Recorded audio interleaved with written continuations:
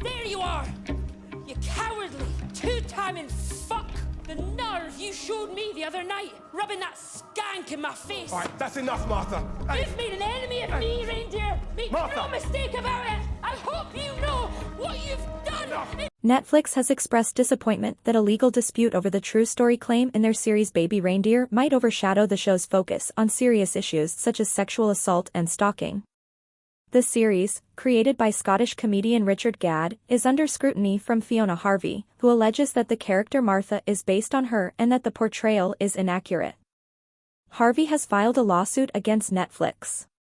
Anne Mensah, Netflix's VP of UK content, emphasized that the show is a drama, not a documentary, and defended its impact on raising awareness about these issues.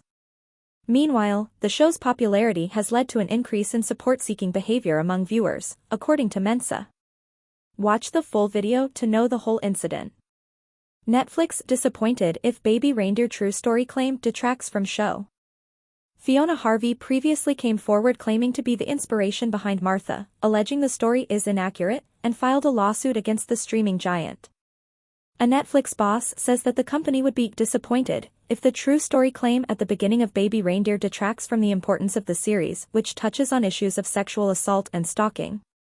Created by Scottish comedian Richard Gadd, and starring Jessica Gunning as his stalker Martha Scott, the dark comedy thriller has been under fire from those who claim to have been depicted by the series. Fiona Harvey, originally from Aberdeenshire, came forward claiming to be the inspiration behind Martha, alleging the story is inaccurate, and filed a lawsuit against Netflix. At the beginning of the first episode, text appears on the screen which says, "This is a true story." When asked about the controversy surrounding Baby Reindeer, Vice President of UK content at Netflix Anne Mensah told the Edinburgh TV Festival what is amazing is that it really touched people, citing an increase in men ringing hotlines to see help. She adds, "It was important for those reasons, and if you feel it detracted from that I would be absolutely disappointed, but I absolutely stand by all the show. It's drama, not a documentary." Ms. Mensah also said publicity is the antithesis of what I believe in, when asked if the headlines about the show were good for Netflix. She also said, "I really believe the UK is this amazing place for content creators and the writers and the directors, and it's 100% about finding ways to take this space. It's not about trying to manipulate anybody with an algorithm. The truth is way simpler, which is the audience is incredibly clever and incredibly diverse, and they spot good and not boring." Netflix Baby Reindeer star Richard Gadd says he's been a target of a horrific abuse since show aired. When asked about safeguarding on the show, she said Netflix takes it absolutely seriously. In the drama, said to be inspired by the real-life experiences of Gadd, his character Donnie Dunn is hounded by Martha after he serves her a free cup of tea in the pub where he works.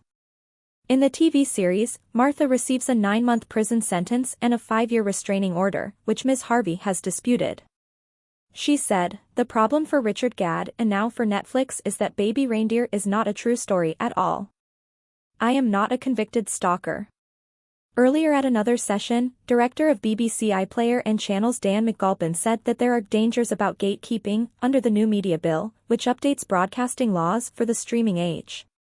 He said, "So if you look at the Media Act that has now passed, which is fantastic, but there's a lot of interpretation there.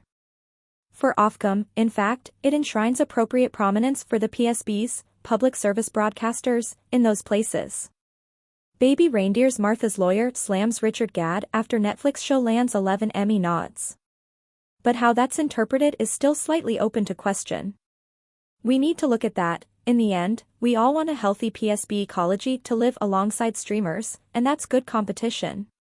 That's closest to the golden age you're talking about.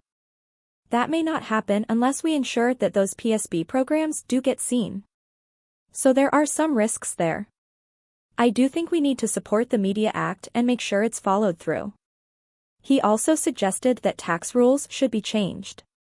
I think we need initiatives as well, like specific things like comedy. For example, you only get tax breaks if it's super high-end, but actually, very few people are investing in comedy anymore. The BBC wants to, but why should it only be tax breaks at the very high end? If you want that to be a successful genre, and that's got its challenges in terms of short-term gains, we need things like that. So there are lots of things like that I think the industry can think about in order to make sure we have that thriving PSB ecology in the future. Because, remember, the streamers are doing a lot of local stuff, partly because they're competing with a thriving PSB ecology. So that's a really key point of why the PSBs need to be strong in the future, so we all get healthy competition.